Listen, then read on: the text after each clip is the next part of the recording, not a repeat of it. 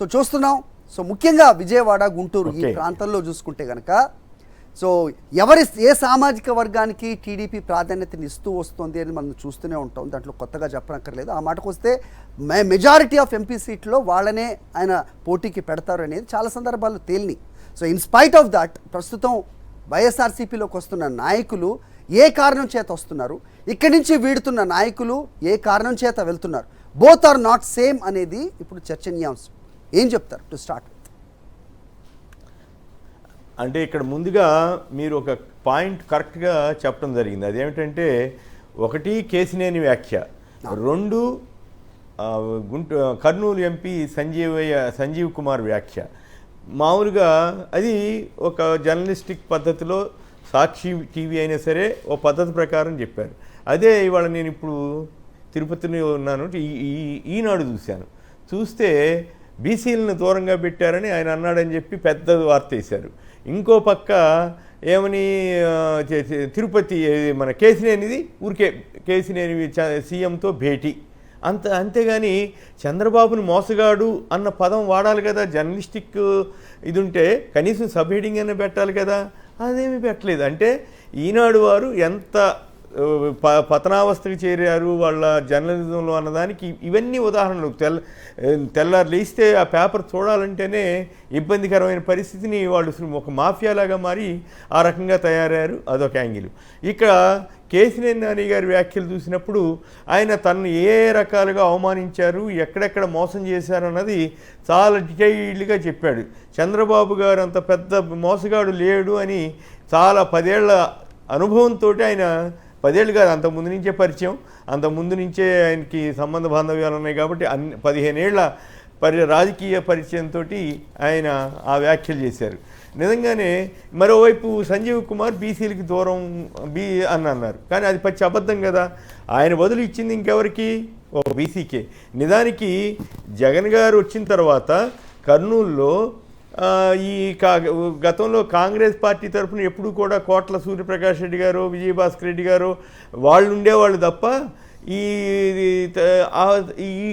వైఎస్ఆర్ కాంగ్రెస్ వచ్చిన తర్వాత బీసీలకి అత్యంత ప్రాముఖ్యత ఇచ్చి ఇప్పుడు గుమ్మనూరు జయరాం గారు కానీ లేకపోతే ఇంకొకరు కానీ వారికి ఇస్తారంటున్నారు. మరి ఆయన బీసీ కింద ఈయన లెక్కేయడా? అయితే ఆయనతోటి ఇక్కడ నాకు అర్థమైంది ఏంటంటే ఏదో ఒకటి ఒక వ్యతిరేక వ్యాఖ్యలాగా అనిపించి దాన్ని ప్రచారం చేయాలని. అసలు బీసీలకి రాజ్యసభకు పంపించింది ఎవరు? 4 ఎంపీలని పంపించిన ఏకైక నాయకుడు ఎవరు? జగన్ గారు. ఇవాళ ఆశ్చర్యం వేస్తుంది, చిత్తూరు ఎమ్మెల్యే జంగాలపల్లి శ్రీనివాసులు గారికి ఇస్తున్నారని పేపర్లో వార్తలు వచ్చింది రాజ్యసభ. మరి బలిజ కమ్యూనిటీకి సంబంధించి, ఎస్సీకి సంబంధించినటువంటి వారికి, బీసీకి సంబంధించిన వారికి, ఇలా ఎస్సీకి కూడా మరో ఎస్సీకి కూడా ఇస్తున్నారు. సో ఇట్లా అసలు సామాజిక న్యాయం, బలహీన వర్గాల వారికి అత్యధిక ప్రాధాన్యం ఇస్తున్న ఏకైక ముఖ్యమంత్రి ఎవరైనా ఉంటే అది వైఎస్ జగన్మోహన్ రెడ్డి గారని చాలా గట్టిగా చెప్పవచ్చు. మరి చంద్రబాబు నాయుడు గారు తన ఈ 5 ఏళ్ల పాలనలో గతంలో మరి ఒక్క బీసీకి కూడా ఎందుకు రాజ్యసభ ఇవ్వలేదు?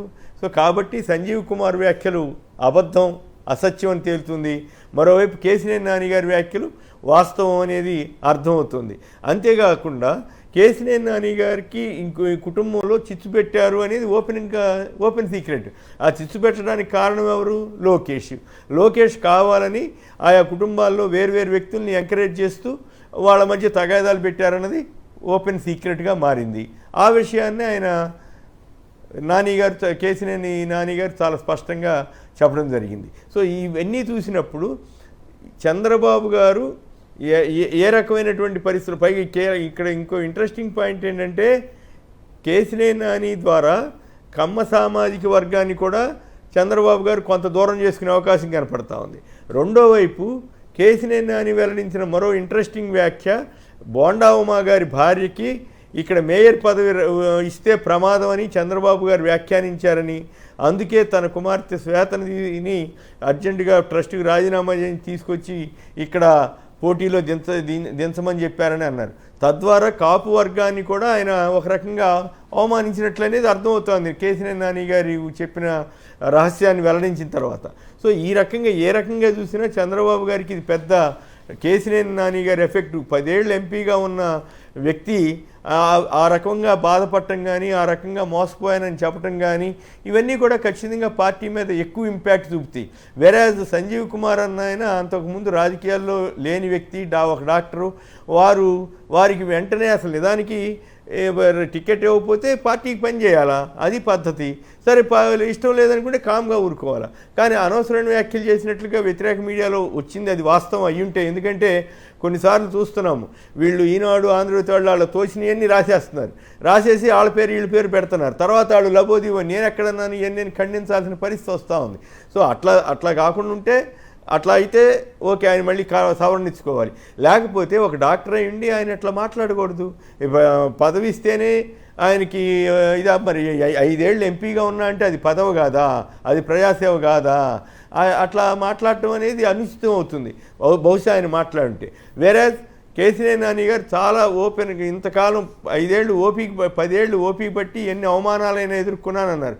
కానీ సంజీవ్ కుమార్ గారికి అసలు అవమానం ఎక్కడ జరిగింది? అవమానమే జరగలేదు కదా. టికెట్ ఇంకో విషయం సంజీవ్ మొదట మాట్లాడుతూ చెప్పండి. ఆయన ముఖ్యమంత్రి గారి దీవెనతోటే నేను ఎంపీ అయ్యాను, ఆయన ఆశీర్వాదంతో ఎంపీ అయ్యాను, ప్రస్తుతం ఉన్న పరిస్థితుల్లో నేను వెళ్తున్నాను అని చెప్పడం ఒక ఎత్తు. అలాగే మొన్న వంశీకృష్ణ యాదవ్ కూడా మాట్లాడుతూ నేను ఎమ్మెల్యే కావాలి అన్న ఉద్దేశం, ఆ స్వార్థంతో కేటగారికల్గా అండర్లైన్ చేయాలి, ఆ స్వార్థంతో నేను వెళ్తున్నాను. ఇక్కడి నుంచి వెళ్తున్న వాళ్ళు అలా చెప్పి వెళ్తున్న వాళ్ళు, అక్కడి నుంచి వస్తున్న వాళ్ళు ఏ రీజన్తో వస్తున్నారు, ఈ రెండు బోత్ ఆర్ నాట్ సేమ్ అనేది నా ఉద్దేశం. సో దీనికి వ్యత్యాసం ఎంత ఉంది అనేది అట్లా అని చెప్పి అన్నిటినీ మనం అందరూ అట్లా చేస్తారని మనం ఊహించదాలం. ఎందుకంటే రేపు ఇక వైసీపీ నుంచి వెళ్ళే వాళ్ళు కూడా ఏదో వ్యతిరేక వ్యాఖ్యలు చేసి రండి అని చెప్పి చంద్రబాబు గారు చెప్పొచ్చు. రెండు వైపులా జరుగుతూ ఉంటాయి. బట్ ఓవరాల్గా మనం అబ్జర్వ్ చేసినప్పుడు చూస్తే చంద్రబాబు గారి బ్యాక్గ్రౌండ్ కానీ, చంద్రబాబు గారి హిస్టరీ కానీ, అలాగే జగన్ గారి హిస్టరీ కానీ చూసినప్పుడు వీళ్ళిద్దరికీ మెరిట్స్ ఎక్కడ వస్తాయి అనేది అబ్జర్వ్ చేయాలి. అబ్జర్వ్ చేస్తే సహజంగానే జగన్ గారికి మెరిట్ వస్తుంది. ఎందుకు మెరిట్ మార్కు? ఆయన గడప గడపకి వెళ్ళమని చెప్పారు, అట్లాగే రకరకాల స్కీములు ఇంప్లిమెంట్ చేస్తున్నారు. ఎందుకు చంద్రబాబు గారు రాతి యుగం స్వర్ణయుగం అన్నారు? చెప్పమనండి. రాతి యుగం ఏంటి? ఆయన మళ్ళీ వాలంటీర్ల వ్యవస్థ ఎత్తేసి, గ్రామ సచివాలయాలు ఎత్తేసేసి, ఇవన్నీ కూడా మళ్ళీ జన్మభూమి కమిటీలకి ఇస్తానని చెప్తున్నారు. సర్పంచుల సంఘం ఆయన ఉన్నాడు కదా రాజేంద్ర ప్రసాద్, ఆయన ఓపెన్ గా చెప్పాడు ఇవన్నీ ఎత్తేసేయాలి సార్ అని. అంటే ఇప్పుడు చంద్రబాబు గారు ఇప్పుడు మొత్తం ప్రజలకి, ఇప్పుడు తెలంగాణలో చూస్తున్నాం కదా, ప్రజలు ఎన్ని పాటలు పడుతున్నారు, క్యూలు, లక్షల మంది క్యూలు కట్టి నానా పాటలు పడ్డారు. సో అలాంటి పరిస్థితిని మళ్ళీ ఆంధ్రప్రదేశ్లో కూడా తీసుకురావడానికి చంద్రబాబు గారు సిద్ధమవుతున్నారా? సో దీన్ని బట్టి అర్థమయ్యేది ఏంటంటే, చంద్రబాబు గారు పొరపాటున అధికారంలోకి వస్తే వాలంటీర్ల వ్యవస్థ ఉండదు, గ్రామ వార్డు సచివాలయాలు ఉండవు, అందులో పనిచేసే లక్షల మంది ఉద్యోగాలు కోల్పోయే ప్రమాదం ఉంది. హెల్త్ విలేజ్కి నేను చూశాను, నేను బెంగళూరు నుంచి వస్తూ అనేక చోట్ల చూశాను, విలేజ్ క్లినిక్ అని చక్కటి భవనాలు కట్టి ఉన్నాయి, విలేజ్ క్లినిక్స్ పనిచేస్తున్నాయి. ఇక నుంచి విలేజ్ క్లినిక్స్ ఎత్తేస్తారా? మరి అలాగే రైతు భరోసా కేంద్రాలు ఎత్తేస్తారా? ఇంటింటికి ఎవరిళ్ళకి వెళ్ళి వాళ్ళ అవసరాలకు తగ్గట్టుగా వృద్ధులకి పెన్షన్ ఇవ్వడం ఆపేస్తారా? అలాగే సర్టిఫికెట్లు ఇళ్ళకి తీసుకెళ్ళి ఇచ్చే కార్యక్రమం ఆగిపోతుందా? ఇవన్నీ చూసినప్పుడు చాలా ఆశ్చర్యం వేస్తుంది. ఖచ్చితంగా తెలుగుదేశం వస్తే ఆంధ్రప్రదేశ్ ప్రజలకి తీవ్రమైన నష్టం జరుగుతుంది. మళ్ళీ రాతి యుగంలోకి తీసుకువెళ్ళడానికి చంద్రబాబు గారు సన్నద్ధమవుతున్నారు అనేది అర్థమవుతుంది. ఇంకోవైపు పేద ప్రజలకి పాలన అందుబాటులో తీసుకొచ్చిన జగన్ గారిది స్వర్ణయుగం అని ఆయనే గుర్తు చేసి చెప్పినట్లయింది. ఎవరు? చంద్రబాబు గారి మాటల్లోనే మనకు అర్థమవుతుంది. ఇవన్నీ తీసేస్తే మళ్ళీ రాతియుగం. వీటిని జగన్ గారు అమలు చేస్తుండబట్టి ఆయన స్వర్ణయుగంలో ఆంధ్రప్రదేశ్ నడుపుతున్నాడని అర్థం చేసుకోవచ్చు. Right sir.